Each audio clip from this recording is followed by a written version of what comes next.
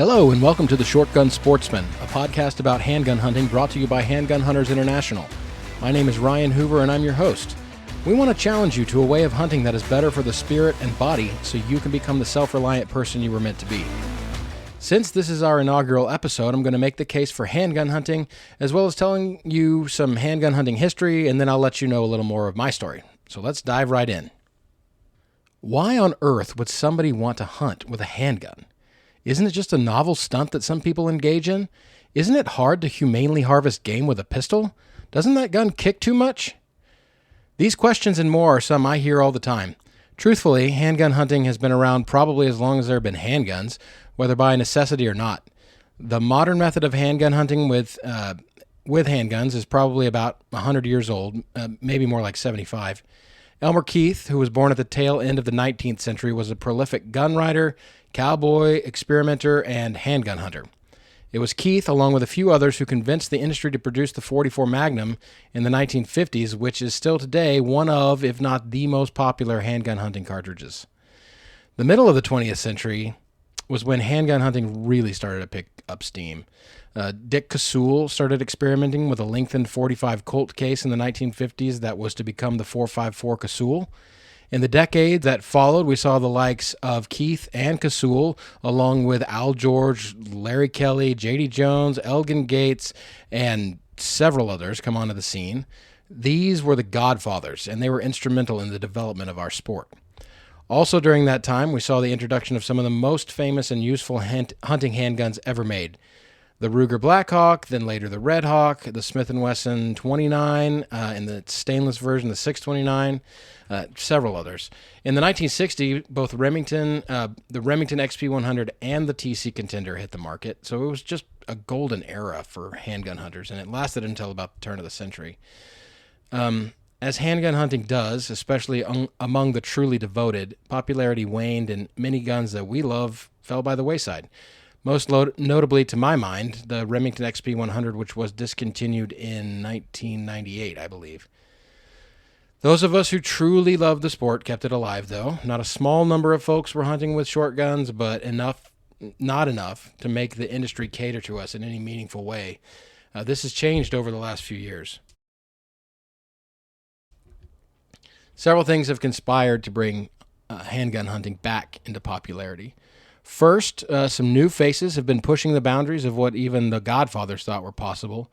New technology has enabled guns and ammunition to be produced that are more effective at harvesting game and with less recoil, for those that care about that. Second, there's been a renaissance in the general population's thinking about where their food comes from. If you were to go back, 40 years, factory-produced food was all the rage. The more calories we could get at a cheaper price, the better. The less we had to work for them, the better. Hunters were seen as a different kind of person. Killers for killer's sake. No regard for the animal. That was definitely not true, of course. It was just a perception of some people who really didn't know what they were talking about. Now, hunting has become more mainstream. People want to know where their meat comes from, and they don't want it to be from too far away. The idea of cooking and eating wild game is back in vogue, and I say that is good news. Let me say this. Handgun hunting is accessible to everyone. There is no game on Earth, no game animal on Earth that I know of that has not been hunted with a handgun at some time or another. And you do not need the biggest booming Magnum to get into handgun hunting either. As with most firearm hunting, the advice about starting with a rimfire holds true in handgunning. Get yourself a .22 pistol or revolver. They are not that expensive. They can be had at reasonable prices, and they're great to find on the used market as long as you can make sure they're in good shape. You can hunt several species of game with a .22. Squirrel hunting with a handgun is one of my favorite types. I have a sweet Ruger Mark III with a Burris Fast Fire 3 red dot on it, and I just love squirrel hunting, especially with the kids, because you don't have to be super quiet, so it's good for community or family sport. And when prepared right, squirrel is a super meal. On top of that, squirrel hunting is a great way to hone your skills for deer season. Now, I'll also say back on the squirrel being a good meal. Fried squirrel is delicious, and that's the most common way to eat it. Squirrel and gravy, squirrel and dumplings, all that stuff. But if you put squirrel in the crock pot and cook it like a roast, you'll have some amazing stock. And then you'll also have some meat you can just pull off the bone and make tacos with. Anyway, when you get to deer season, you don't need to jump up to the largest Magnum revolver the guy behind the big box store counter will sell you. Big bore revolvers are loads of fun, but it takes time to become proficient with them, and deer really aren't that hard to kill. A 357 will do the job as long as you have put in the time to be sure you can put your shots where they belong. There's a lot of debate about whether the 357 Magnum is enough gun for deer hunting, and I'm not going to really get into that right now. I just want to say that for many people, going straight to the big bores will cause a flinch, and I'm speaking from experience here. You do not want to be caught with a flinch. Work your way up from a smaller caliber, and a flinch will cause you to miss. A good shot with a 357 is way better than a bad one with the biggest Magnum. Also, anecdotally, I have personally never wounded or lost a deer I hunted with my 357. Now, I do hunt in Texas where the deer are smaller, so again, be sure that you put in the time to be sure you can put your shots where they go. Another thing I want to talk about is the rising popularity of hunting with automatics, semi-automatics. Back in the day, there were some pretty cool semi-autos designed to match the performance of big bore revolvers. Guns like the Automag and the Wildie definitely had the power and the cool factor, but they were huge. Also the Desert Eagle. Those are big guns. The Desert Eagle weighs 72 ounces unloaded. They're cool, and they'll get the job done, but nowadays we have access to some great semi-autos and much more wieldy packages, and ammunition technology has made humane dispatch of game animals much easier. The hunting standard for semi-auto cartridges is the 10mm auto, but there are others out there that will do the job. Your government 45 ACP, when loaded right and kept under the proper constraints, will do the job as well. Just remember, it's all about the limits you must place on yourself to harvest game responsibly. One thing I want to also say is you can go hunting with just about any pistol you have. You got a pocket 380 auto, go small game hunting. If you've practiced enough to be able to kill a rabbit-sized animal at 15 yards, how much better do you think you're going to be if you ever have to use that pistol to defend yourself? I mean, it's great practice, and don't let what you have stop you from getting into the field. If you dedicate yourself to hunting with a handgun, it gives you a host of transferable skills that are applicable to defensive shooting, and also gives you another reason to get to the range to practice. But why should people get their meat with a handgun? That brings me back to the questions I mentioned before. Why would somebody want to hunt with a handgun? Well, I can only speak for myself, but I do know others who share my sentiments. It would not be wrong to say that handgun hunters are a different breed. I've been thinking a lot lately about what defines a handgun hunter as I see it, and what attributes and values we share. Not all of us are exactly the same, but there are definitely some common threads. So the first one, and my favorite, is self-reliance. It's probably the most common attribute handgun hunters share. We definitely like doing things our way. At least we like doing them ourselves. To my mind, that's the best part about us. Self-reliance is my why. I mean, I am all about it. I firmly believe that the more self-reliant each of us can be, the better our world will be. And to top it off, the knowledge that you relied on yourself to gain the skills to successfully hunt, humanely take game, and prepare it in a delicious way to feed your family, that is the ultimate, man. I mean, I'm telling you. Another thing that we all share, all of us handgun hunters, is the love of the challenge. Handgun hunting with any type of handgun is definitely more challenging than rifle hunting, and it can be done to make it as challenging as bow hunting. Bow hunters are kind of brothers in arms as far as wanting to pursue fair chase and practice hard and feel that sense of accomplishment. But when you decide to hunt with a handgun, you're definitely dedicating yourself to overcoming the difficulties associated with it. To become proficient with a handgun, you have to get to the range and shoot. In my professional life as a custom builder, I hate this about it, but I've known many local rifle hunters for whom a box of ammo would last them 2 or 3 years hunting. I strongly disagree with this, and I think anybody should practice no matter what type of hunting they do, but, there it is. I only bring that up to mention that I don't know any handgun hunter, no handgun hunter that I know doesn't spend time at the range throughout the year shooting several boxes of ammo in order to practice. Not only to hone our skills, but we also love to shoot and we love to experiment with hand loads, and that's all part of the fun. Deciding which pistol you want to use or handgun you want to use this year, deciding your load, honing your skills. That's all part of the challenge, and overcoming that challenge is just such a great feeling. The last attribute I want to mention is discipline. Now, this is one that I hope is a very common attribute among handgun hunters because it should be, and I believe it is the most important. Obviously, it takes discipline to overcome challenges. It takes discipline to be self-reliant. It takes discipline to be successful in anything, really. But it is especially important when you're talking about something that involves taking an animal's life. The discipline to know your limits. You must know at what range you can always put your shots into the vital zone of your quarry and never exceed that range in the field. You must match the gun you are using to the type of hunting you are doing. Know your capabilities and limitations and stay with them. Like I said, this is the most important attribute of a handgun hunter, is the discipline to be good enough to humanely harvest game. Which brings us to the next question. Can a handgun harvest game animals humanely? The answer is absolutely yes. Can game be wounded with a handgun? The answer is also yes. As with any other type of hunting, there is the risk of wounding game. But that brings us back to discipline. As with any type of hunting, again, you have a responsibility to the game you are hunting. Handguns absolutely have the ability to harvest game humanely as long as you do your part. And if you take it seriously, it is definitely not a stunt. Many men have gone before us, treading the path, blazing the path for us to be able to have the knowledge we have today to prove that handgun hunting is a responsible way of hunting.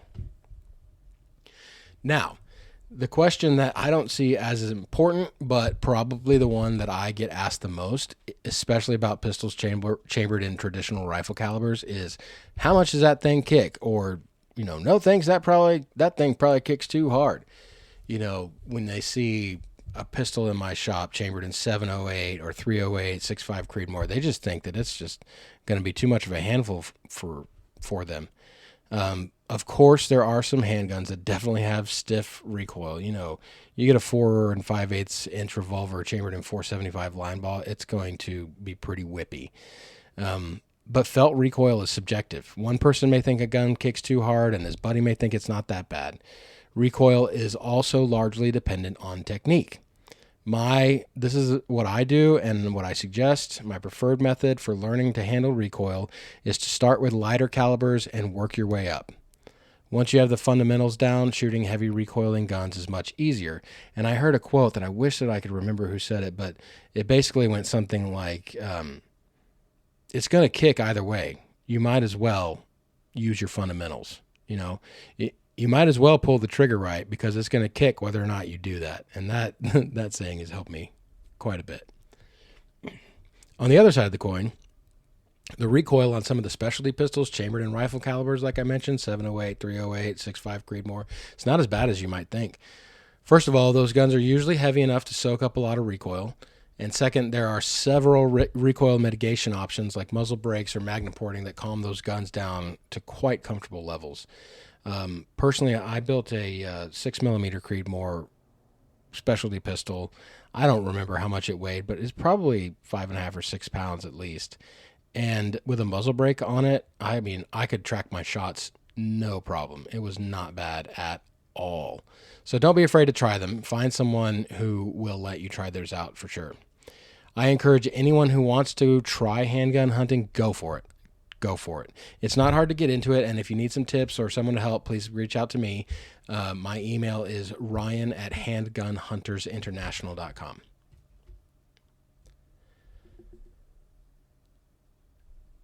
I know firsthand what becoming a handgun hunter can do for you. In October of 2018, I suffered my first anxiety attack, and it was handgun hunting that helped me through it. I'm going to tell you that story, but first I'm going to let you know my journey to leaving the rifles at home.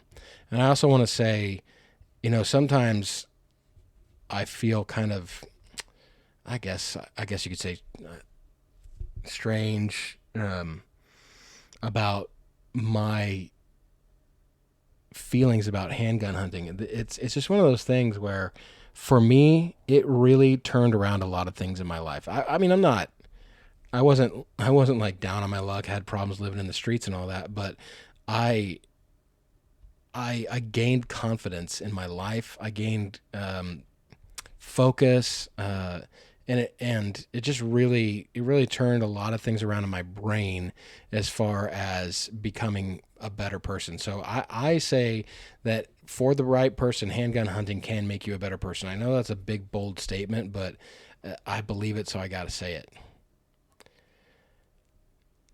I did not grow up in a hunting family. My mother had never really been exposed to it, and my father, who is a fantastic natural shot, and he grew up in West Texas chasing jackrabbits and other small game, but he really never had an interest. That doesn't mean my parents didn't encourage my interest in getting food from nature, but it was always others who helped me get it. My parents were always very encouraging. But when I was 14 years old, I killed a squirrel in my backyard with my pellet rifle, and it was in this nice neighborhood in Austin, and they didn't, whenever my family moved into a neighborhood, my two brothers and they didn't know what hit them. So anyway, I killed the squirrel, and a guy from church came over and taught me how to prepare it. He taught me how to gut it with his buck knife, how to soak it in salt water overnight, and then barbecue it. And I mean, of all the squirrel I've cooked since then, I wouldn't say it was great, but just the idea that I got this food was just, I'd always been drawn to that, and it was just a great feeling. Shortly after that, I discovered all the hunting and shooting magazines in the newsstand at the grocery store, so I just started reading everything I could get my hands on. And I used up all my dad's stamps sending off for catalogs of companies that put ads in those magazines. So I would just go through and see this ad and, oh, what's that company? I'd write down their address. I'd send them I would get on my dad's computer and write like a blanket letter. It was, please can you send me a catalog? And I would just send them off. I mean, I would send dozens at a time, and he'd be like, where's all my stamps? And one time, one of those things that I sent off for, I don't know why I did, but it was a metal building supplier, I guess. And I have no idea what possessed me. I was 14 years old. So they called thinking that I was a buyer, and the salesman was probably pretty upset that, when he found out I was a 14-year-old kid and he wasn't going to get to sell me a barn dominium. But anyway, one of the catalogs that I remember the most was the 1995 Thompson Center catalog. I was fascinated by the interchangeable barrels and multi-caliber options on the Contender. And I remember in the center page of that catalog, it had a list of all the factory offered calibers. And at the bottom of the list was the 300 Whisper. And I'd never seen a cartridge like this before. It was short, but also had like kind of a bigger bullet in it. So it definitely, for those of you who have seen it, it's similar to the 300 Blackout. But so it's only neck down a little bit, and it had a bullet that was longer proportionally than most cartridges of that size. So I was like, what the heck is that? But when I looked into it, that's what led me to learning about J.D. Jones and SSK Industries. And I was like, what? This is incredible. The number of options and experiments that JD was doing, it just sucked me right in, man. And I thought it'd be so cool to own a TC Contender and 375 JDJ. And I will someday. I don't know what I'll do with it, but man, it's just kind of like, that's to me was always the quintessential big game handgun. So shortly after I got into guns, we moved to the country, and it was cool because we moved on 5 acres with a creek. I could finally shoot and hunt and fish whenever I wanted. It was so cool. I decided I wanted to be a gunsmith when I grew up. And I always tell people, I started taking guns apart when I was 15, started getting it back together when I was 18. But I kind of knew that's where I wanted to go. So I played with guns and worked on them throughout high school. But then life happened for a while before I got back into handgun hunting.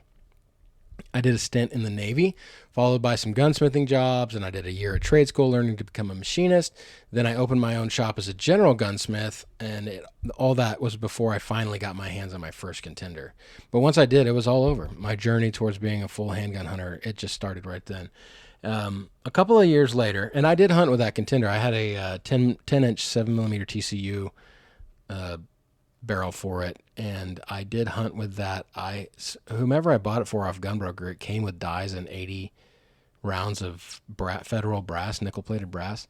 So yeah, that was my first gun, and that was awesome. My first hunting handgun, and that was awesome. And I finally got like a 357 barrel for it. It came with a 357 barrel, one of the old octagonal ones, and now I have that barrel, the 10mm TCU, and I have a 12-inch 22 barrel, which is another great squirrel gun, especially with the kids. So anyway, a couple of years later, I saw a gun on the internet that Mike Abel had built for Cody Weiser. It was a bolt-action 4570 on a Remington action that was in a cut-down choate stock. The old plaster disaster stocks. Mike had cut the buttstock off of it. It was originally I think it was for a Model 700, and then he moved everything to make it fit a Model 7. He did a really cool job with the breech for the rimmed cartridge, and I was like, man, that's pretty cool. And I was already building rifles at that time, and that gave me the idea to get an undesignated Remington 700 action, and I had thought about experimenting with a 458 SOCOM, so I had the reamer and gauges for that. I was like, what the heck, I'm just going to build this first specialty pistol in 458 SOCOM. I use a thumb hole laminate stock and put a fixed 4-power loophole pistol scope on it. I think I used this big old barrel, and it weighed 7.5 pounds. It was a beast, man. That was in early fall of 2018, and right about that time, I had that anxiety attack I mentioned. So on top of a very stressful move of my family, I had a bit of a career crisis. I realized I didn't want to be a general gunsmith, and I didn't want to build rifles anymore. I took a look at my bucket list of guns that I'd like to own, and there wasn't one long gun on there. On top of that, I realized, I wasn't really into building competition rifles, although I had done it, and that wasn't my scene. And then a lot of the hunting rifles I was building, I felt were run of the mill. I would build a rifle and look at it. They all shot great, and everybody who got one from me was super pleased.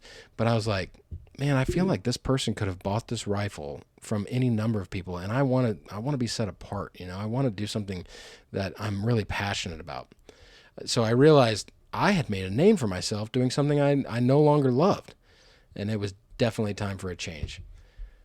So that season wasn't my first season of handgun hunting, but it was definitely my first to leave the rifle at home completely. The almost 8-pound weight, fully loaded and everything, of that 458 pistol I built did not prevent me from stalking through the woods with it with my Bog Pod Red-Legged Devil bipod. I mean, it was funny. I'm lucky in the people I know, and so fortunately my best friend has land we can hunt on in the Texas Hill Country. The two of us spent so many days that season learning how to stalk and trying to get a deer on our own 2 feet. And I put a sling on this big old gun, and I was carrying this bipod that just was so loud. It would knock together, the legs would knock together. It was just so loud, and it was like, crawling before you walk for sure, but learning experience, but I loved it.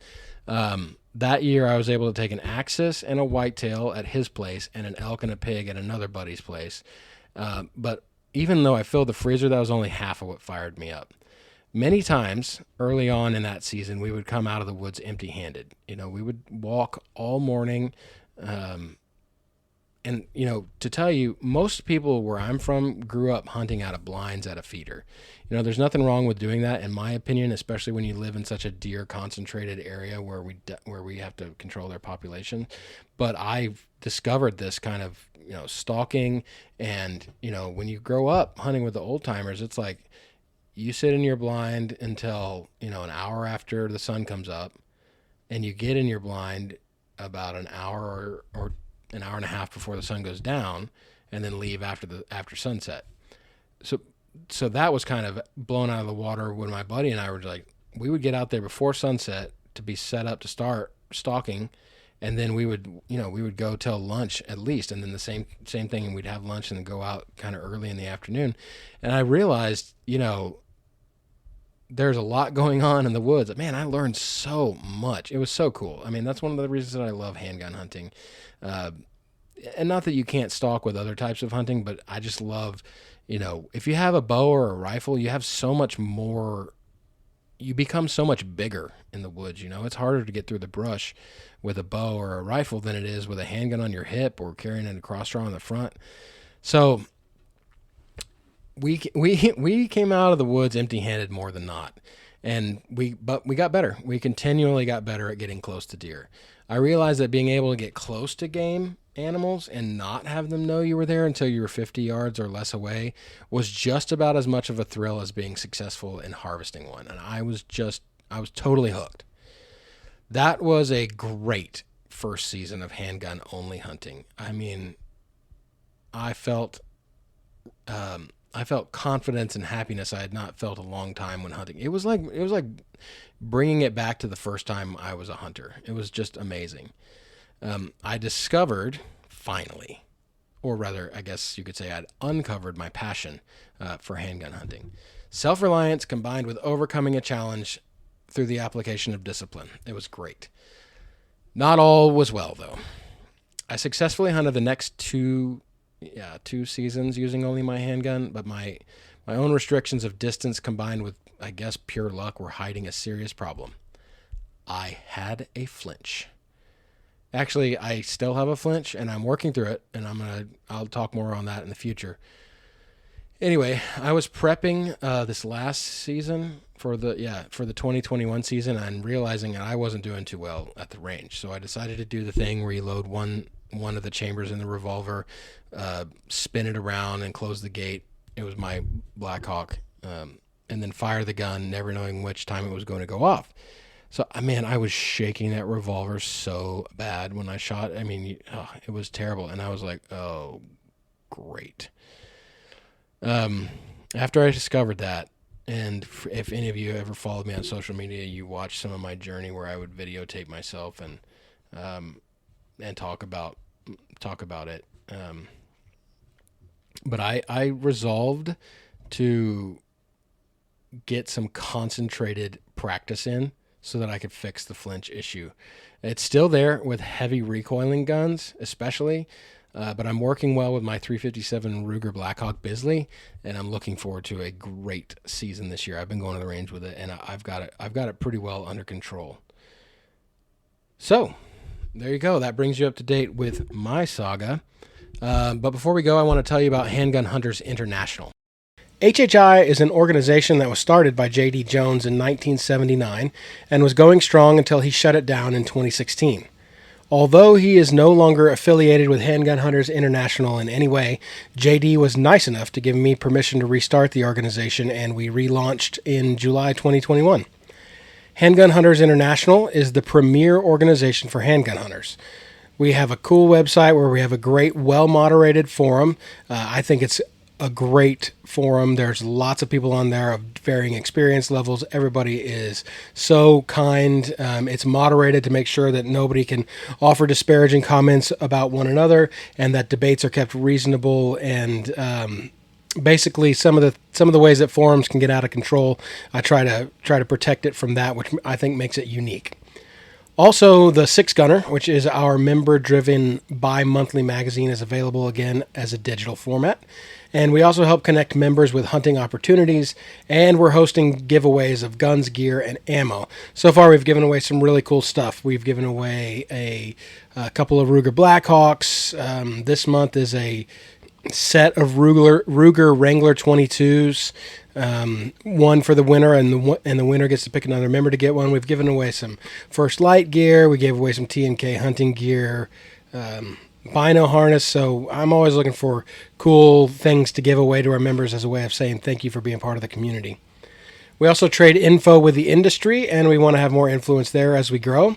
So please help us fulfill our mission of supporting and growing the handgun hunting community by joining today at handgunhuntersinternational.com. That wraps up this inaugural episode.